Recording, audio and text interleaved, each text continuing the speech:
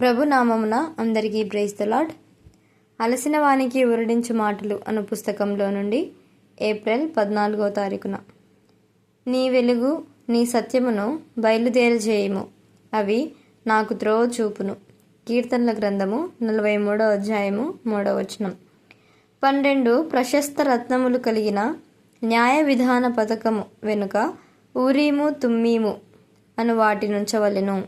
నిర్గమకాండం 28వ అధ్యాయము 30వ వచనం.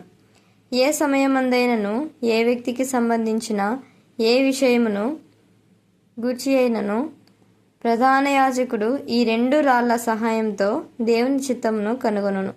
సంఖ్యాకాండం 27వ అధ్యాయము 21వ వచనం. ఈ 2 రాళ్ళు ఏ విధంగా పనిచేసినవో అనున్నది ఒక మర్మము. ప్రధాన యాజకుడు తప్ప వాటిని ఎవరునూ కనుగొనలేరు.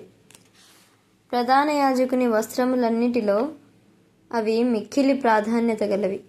పాత నిబంధన కాలంలో దేవుని చిత్తం కనుగొనుటకు అవే సాధనములు. అందుచేతనే దావీదు ప్రధాన యాజకుడుగు అబ్యాతారును ఎఫోదులోని ఊరీము తుమ్మీము ద్వారా దేవుని చిత్తమును కనుగొనుటకు దానిని తెమ్మని ఎడతెగక అడుగుచుండెడివాడు.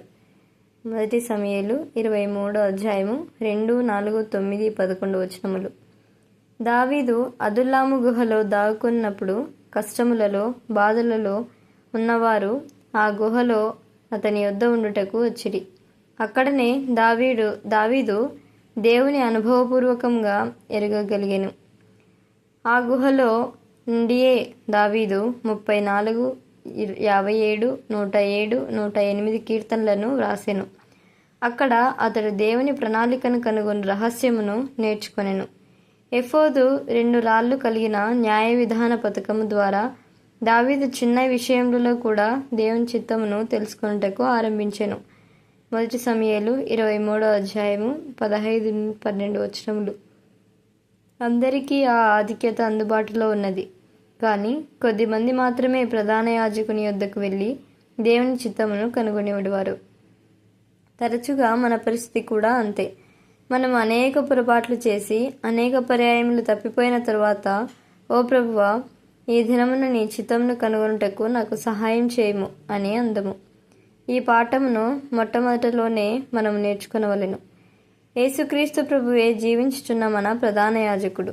ఇప్పుడు మనమందరము ఆయన ద్వారా దేవుని చిత్తమును కనుగొనగలము.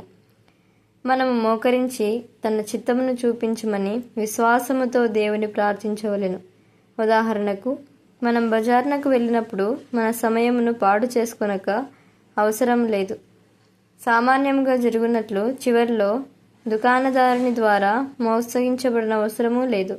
మనం కేవలము, ప్రభువా, నేను ఫలాని వస్తువులు కొనదలుచుకొని ఉన్నాను, నన్ను సరైన దుకాణంనకు తీసుకొని పోయి నేను నా సమయమును, ధనమును, శక్తిని పాడు చేసుకొనకుండునట్లు సహాయం చేయమని ప్రార్థించిన ఎడల ఆయనే మన పక్షంన బాధ్యత వహించును. బేరమాటలో సమయము వ్యర్థపుచ్చనవసరం లేదు. మనము నష్టపడిన దానిని బట్టి బాధపడనవసరమూ లేదు. ఆమెన్.